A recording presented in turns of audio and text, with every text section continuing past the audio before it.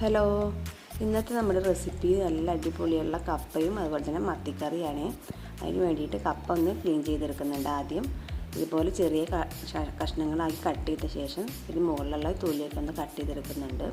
അത് തൊലി കളഞ്ഞ ശേഷം ഒരു പാത്രത്തിൽ വെള്ളം എടുത്തിട്ടുണ്ട്, അതിലോട്ടാണ് ഇട്ട് കൊടുക്കുന്നത്. അതായത് തൊലിയൊക്കെ കളഞ്ഞെടുത്തിട്ടുണ്ട്. അതിന് ശേഷം കപ്പ നന്നായിട്ടൊന്ന് കഴുകി എടുത്തിട്ടുണ്ട് കേട്ടോ. പിന്നീട് നമ്മൾ ഈ കപ്പ ചെറിയ കഷ്ണങ്ങളാക്കിയിട്ടൊന്ന് കട്ട് ചെയ്തെടുക്കണം. ചെറുതാക്കി തന്നെ കട്ട് ചെയ്തിട്ട് എടുക്കുക കേട്ടോ. അപ്പോൾ ഇത് എല്ലാം ഞാൻ കട്ട് ചെയ്തെടുത്തിട്ടുണ്ട്.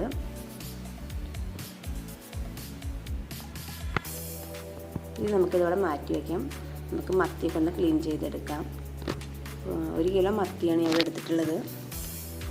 ഇപ്പോൾ അതേ മത്തിയൊക്കെ നന്നായി ക്ലീൻ ചെയ്ത് കൊണ്ടുവന്നിട്ടുണ്ട്. ഇനി നമുക്ക് ഇതിൽ നിന്ന് കുറച്ച് വറുക്കാൻ വേണ്ടിയിട്ട് മാറ്റി വയ്ക്കാം. അതിന് വേണ്ടിയിട്ട് കുറച്ച് മത്തിയെ ഞാൻ വരഞ്ഞെടുക്കുന്നുണ്ട്. വരഞ്ഞിട്ട് മാറ്റി വെച്ചിട്ടുണ്ട്. കറി വയ്ക്കാനുള്ളത് കുറച്ച് മാറ്റി വെച്ചിട്ടുണ്ട്, വറുക്കാനുള്ളത് മാറ്റി വെച്ചിട്ടുണ്ട്. ഇതിലോട്ടുള്ള അരപ്പ് നമുക്ക് റെഡിയാക്കി എടുക്കാം. വറുക്കാനുള്ളതായിരിക്കും. അതിന് വേണ്ടിയിട്ട് കുറച്ച് ചെറിയുള്ളി വെളുത്തുള്ളിയാണ് റെഡിയാക്കി എടുക്കുന്നത്. നമുക്ക് ചെറിയുള്ളി വെളുത്തുള്ളി നന്നായിട്ടൊന്ന് ക്ലീൻ ചെയ്തെടുത്തിട്ട് വരാം.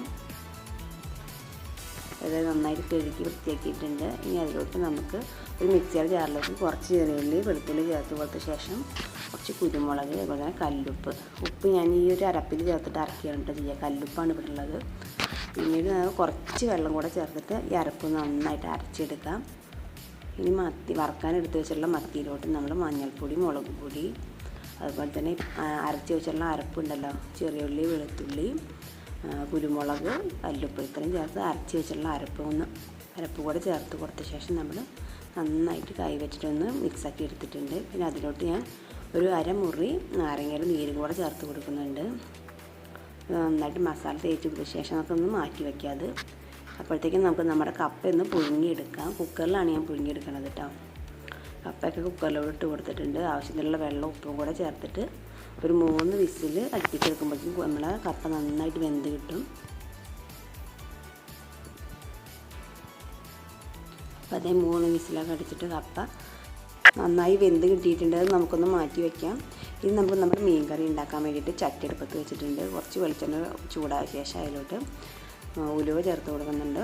ഉലുവയ്ക്ക് ഒന്ന് പൊട്ടി വന്ന ശേഷം ഇതിലോട്ട് ചേർത്ത് കൊടുക്കുന്നത് ചെറിയുള്ളിയാണ് കേട്ടോ. കുറച്ച് അധികം ചെറിയുള്ളി എടുത്തിട്ടുണ്ട്. ചതച്ചിട്ട് ഞാൻ ചട്ടിയിലോട്ട് ചേർത്ത് കൊടുക്കുന്നുണ്ട്. നന്നായി വഴറ്റിയെടുക്കുക. അപ്പോൾ അത് നന്നായി വഴന്ന് വന്നിട്ടുണ്ട്. ഇനി ഇതിലോട്ട് നമ്മൾ ഇഞ്ചി വെളുത്തുള്ളി പേസ്റ്റ് ചതച്ചതാണ് കേട്ടോ ചേർത്ത് കൊടുക്കുന്നത്. അതുകൂടെ ചേർത്തിട്ടൊന്ന് നന്നായിട്ട് മൂപ്പിച്ചെടുക്കുക. അത് നന്നായി മൂത്ത് വന്ന ശേഷം മസാല ചേർത്ത് കൊടുക്കാം.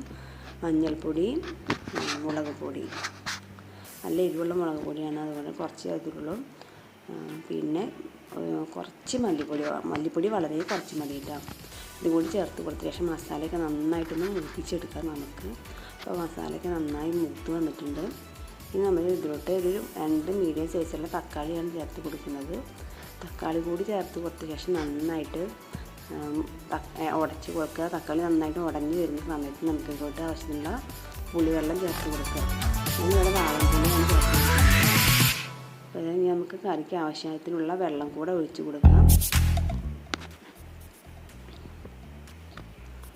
ഇതിലോട്ട് കല്ലുപ്പാണ് ചേർത്ത് കൊടുക്കുന്നത്. ആവശ്യത്തിനുള്ള ഉപ്പ് കൂടെ ചേർത്ത് കൊടുത്തിട്ട് നമുക്ക് ഇതിലോട്ട് പച്ചമുളക് ചേർത്തിട്ടില്ല, അതുകൂടെ ചേർത്ത് കൊടുക്കുക. ഒരു 5 പച്ചമുളകാണ് നെടുകെ കീറിയിട്ട് ചേർത്ത് കൊടുത്തിട്ടുണ്ട്. ഇനി നമുക്ക് കറി ഒന്ന് തിളയ്ക്കാൻ വേണ്ടിയിട്ട് വയ്ക്കാം. കറി ഒന്ന് തിളച്ച് വരട്ടെ. അപ്പോൾ അതാ നമ്മുടെ കറി നന്നായിട്ട് തിളച്ച് വന്നിട്ടുണ്ടെങ്കിൽ ഇതിലോട്ട് മത്തി ചേർത്ത് കൊടുക്കാം. മത്തി ചേർത്ത് കൊടുത്തിട്ടുണ്ടെങ്കിൽ നമുക്കൊന്ന് അടച്ച് വെച്ചിട്ടൊന്ന് വേവിച്ചെടുക്കാം. ഇത്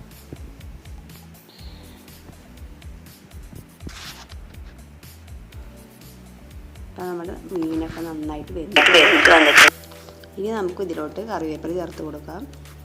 പച്ച വെളിച്ചെണ്ണ വേണമെങ്കിൽ ഒഴിച്ച് കൊടുക്കാം. ഞാൻ ഇപ്പോൾ വെളിച്ചെണ്ണ ഒഴിച്ച് കൊടുക്കുന്നില്ല. ഇത് നമുക്ക് മാറ്റി വയ്ക്കാം. ഇനി നമുക്ക് നമ്മുടെ മത്തി വറുത്തെടുക്കാം. നേരത്തെ മസാല തേച്ച് വെച്ചിട്ടുള്ള മത്തിയുള്ള വറുത്തെടുക്കാം. അതിന് വേണ്ടിയിട്ട് പാൻ എടുപ്പത്ത് വെച്ച ശേഷം വെളിച്ചെണ്ണ ഒഴിച്ച് കൊടുക്കുന്നുണ്ട്. കുറച്ച് കറിവേപ്പില കൂടി ഇട്ട് കൊടുക്കുന്നുണ്ട് കേട്ടോ. അതിന് ശേഷം മത്തി നമുക്ക് ഓരോന്നായി ഇതുപോലെ അടുക്കി വെച്ചിട്ട് വറുത്തെടുക്കാം. 2 സൈഡും നന്നായി മൂപ്പിച്ചെടുക്കണം കേട്ടോ. അതേ മത്തി ഇതുപോലെ നന്നായിട്ട് മൂത്ത് വന്നിട്ടുണ്ട്. ഒരു സൈഡ് നമുക്ക് മറിച്ചിട്ടിട്ട് മറ്റേ ഭാഗം കൂടെ ഒന്ന് മൂപ്പിച്ചെടുക്കാം. അപ്പോൾ അതേ മത്തി വറുത്തത് സെറ്റായിട്ടുണ്ട്. നമുക്ക് മാറ്റി വയ്ക്കാം.